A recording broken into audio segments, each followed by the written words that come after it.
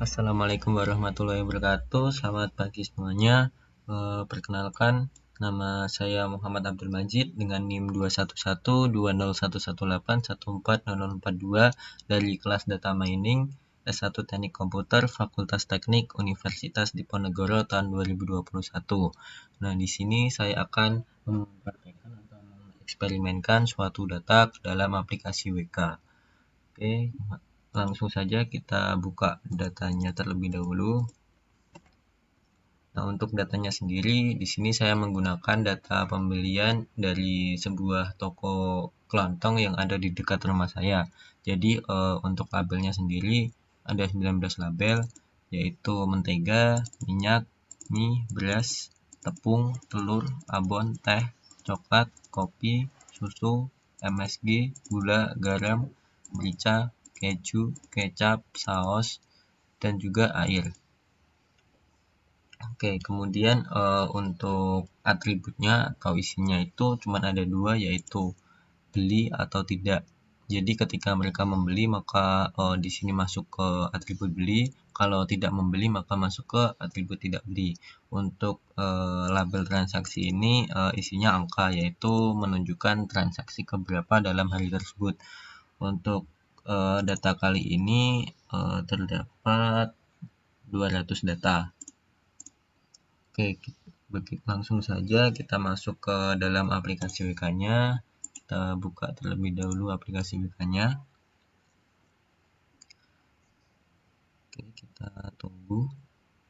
Kemudian kita pilih Explorer. Nah, jadi untuk tampilan aplikasi WK-nya seperti ini.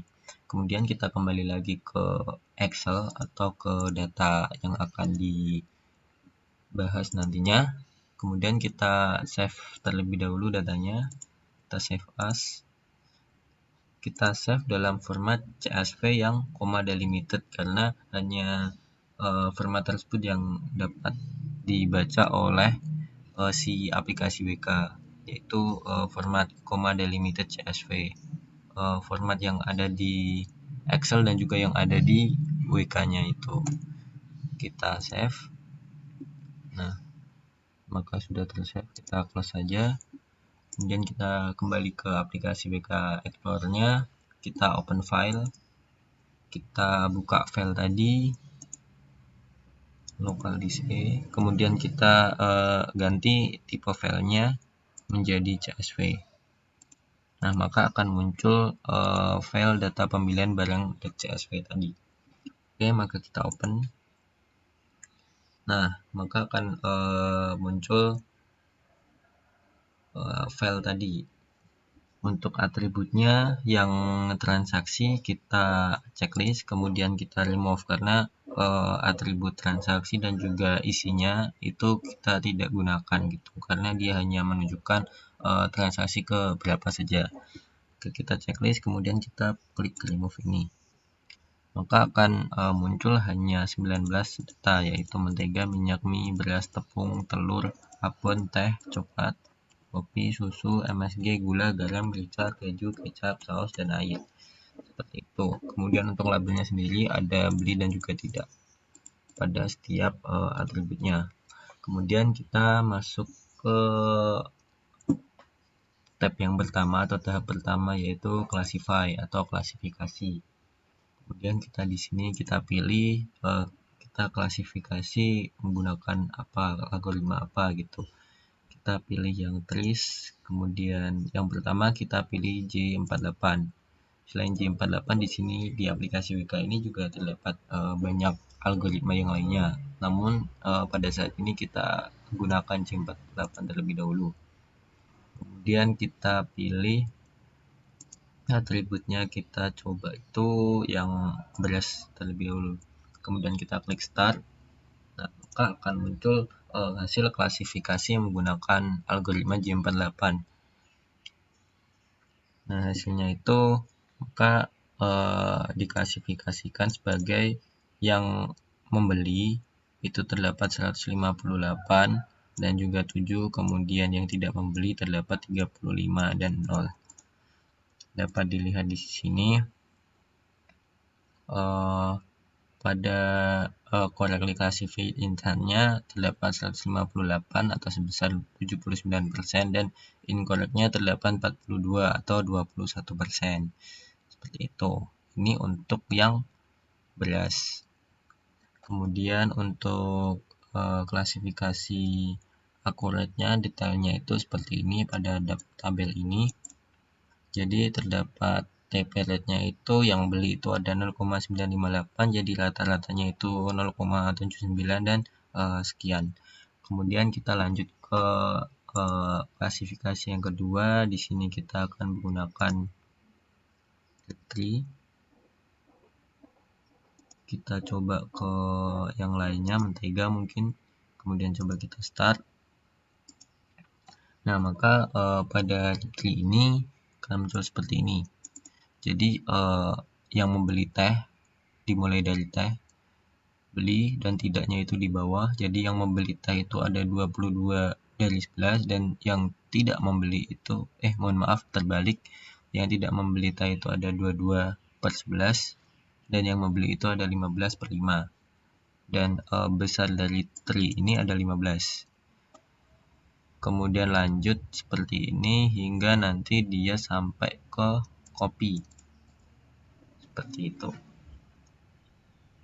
Oke, kemudian kita lanjut ke klasterisasi. Nah, untuk klasterisasi di sini yang pertama kita menggunakan algoritma EM terlebih dahulu. Kita kelas evaluasinya, kita coba lihat yang telur gitu ya. Kemudian kita start. Nah, maka akan muncul seperti ini. Ada 3 klaster, yaitu klaster 0, klaster 1, dan klaster 2 dengan nilai masing-masing itu 0,27, 0,12, dan 0,6. Nah, seperti ini. Untuk klaster 0 itu terdapat 26%, klaster 1 12%, dan klaster 2 itu 63%. Nah, klaster 0 itu sendiri terdapat 36 yang membeli dan 15 yang tidak. Kemudian klaster 1 yaitu yang no class itu terdapat 18 yang beli, kemudian ada 5 yang tidak membeli telur. Kemudian klaster 2 itu yang membeli, jadi terdapat 91 yang membeli telur dan 35 yang tidak membeli telur, seperti itu. Dan incorrectly klasternya itu sebesar 94%. Oke, kemudian kita ganti algoritmanya. Kita di sini pakai simple K-means. Kemudian sama di telur, kemudian kita klik start. Nah, maka nilai yang membelinya akan beda dan klasternya ada 2, yaitu klaster 0 dan klaster 1. Kemudian kita lihat K-means-nya, kita klik kanan, kemudian kita pilih visualize cluster segment. Untuk grafiknya seperti ini. Jadi yang X ini itu dia yang membeli, sedangkan yang Y itu dia yang tidak membeli. Jadi untuk datanya seperti ini.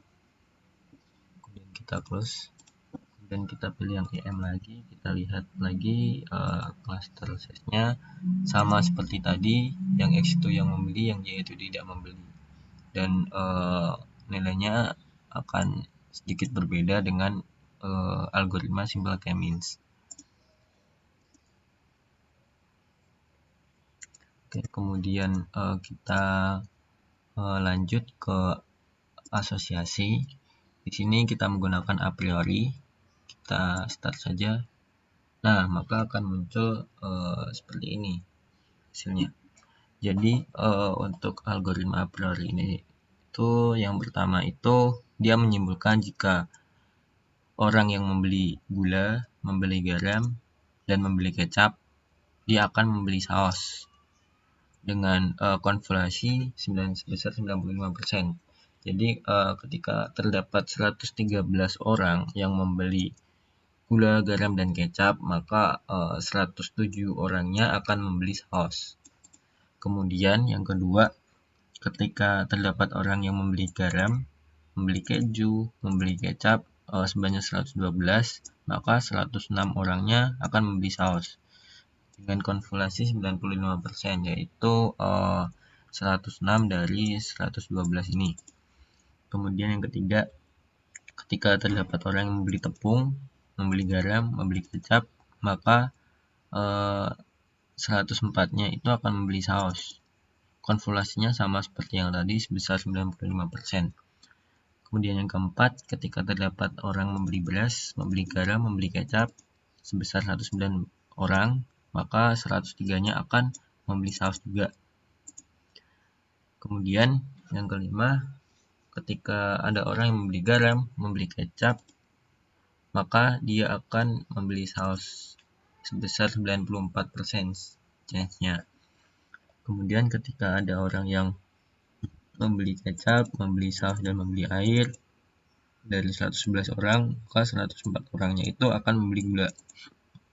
Selanjutnya, ketika terdapat 110 orang yang membeli air, garam, dan juga gula, maka 102-nya itu membeli saus.